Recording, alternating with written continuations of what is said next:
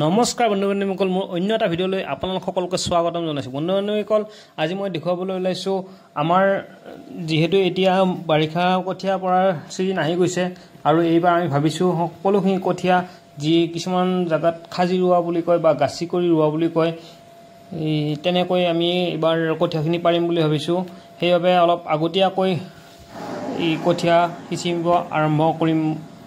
সেয়েহে আমি এতিয়া বৰ ধুনীয়াকৈ আলি কাণ চান কাটি আজি ৰেডি কৰিছোঁ আৰু ইয়াতে আজি পানী ভৰাই অহাকালিলৈ ট্ৰেক্টৰৰ সহায়ত হাল বাই মাটিডৰা ৰেডি কৰিম আৰু পৰৱৰ্তী ভিডিঅ'ত দেখা পাব কেনেকৈ ধান আমি তিয়াইছোঁ আৰু ধান তিওৱাৰ পিছত সেই ধানবিলাক ওলাই আমি কিদৰে গজালি অহাৰ পিছত এই মাটিডৰাত সিঁচি দিম।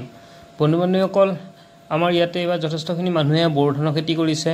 এয়া আপোনালোকে চাওকচোন কি সুন্দৰকৈ বাঢ়ি আহিছে। এয়া মোৰ নিজৰ খেতি হয়। এইখিনি ইয়াৰ শিৰাবিলাকৰ দৈৰ্ঘ্য প্ৰায় 30 চেণ্টিমিটাৰ বা 1 ফুট এনেকুৱা হৈছে। বন্ধু-বান্ধৱীসকল, আপোনালোকেও কৰিব বড়ো খেতি। বৰ বেছি খৰচ নহয়। যদি যিমানখিনি খৰচ কৰে প্ৰতি বিঘাত প্ৰায় সিমানখিনিয়ে ইয়াৰ মূল্য আপোনালোকে পাব। বন্ধু-বান্ধৱীসকল, আৰু প্ৰায় 14 পৰা 15 দিন পিছতে এই ধানবিলাক কাটিব পৰা হৈ যাব। এই ৰঙা ধানখিনি চিবা বুলি কয়।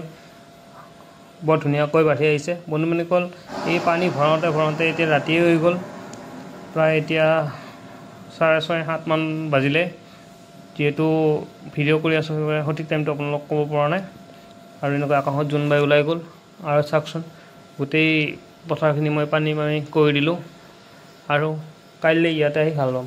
বন্ধু-বান্ধৱীসকল, মোৰ যদি ভিডিঅ'বিলাক আপোনালোকে চাই ভাল পায়, প্লিজ মোৰ চেনেলটো ছাবস্ক্ৰাইব কৰি দিব, মোৰ ভিডিঅ'বোৰ লাইক কৰিব আৰু বন্ধুবৰ্গৰ মাজত শ্বেয়াৰ কৰিব বুলি আশা কৰোঁ। বন্ধু-বান্ধৱীসকল, আজিলৈ ভিডিঅ'টো ইমানেই।